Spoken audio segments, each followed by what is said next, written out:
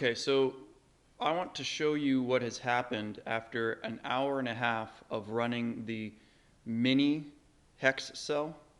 I think we've got a couple things going on. First off, if you look down on the bottom, you'll be able to see all the deposits that have set up down there. Now, I don't know where most of this has come from. Either it's the water or the baking soda, or maybe it's the gaskets and seals we've been using to keep the plates separated. We'll have to find out.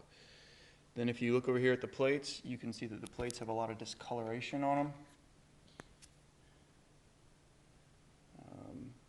They look fairly good, but I'm still going to tear them apart a little bit and clean them up and see what we can do.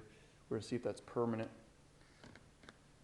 So what I think's going on here is that it's getting hot because after an hour and a half we actually ran out of fuel. What you're seeing there is the exact thing I saw when I opened it up the first time.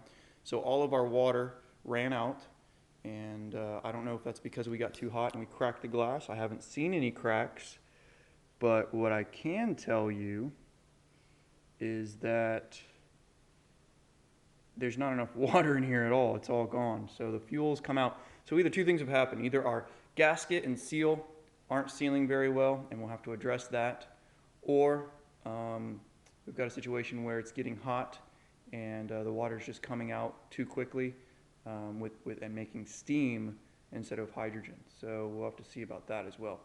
But we're going to clean it up, we're going to put it back together, and we're going to finish our road test and head back the way we came.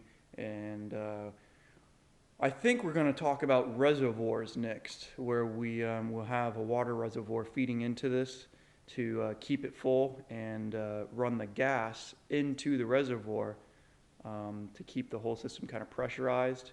And that way the water will pump into the system from the reservoir, and the gas will pump into the reservoir and then back out into the car itself, into the engine. So that's what we got going on. There's our fuel that we pre-mixed. 1/4 tablespoon of baking soda and 32 ounces of water. So I just wanted to show you this real quick, and I'll show you it when we get it all back together and clean.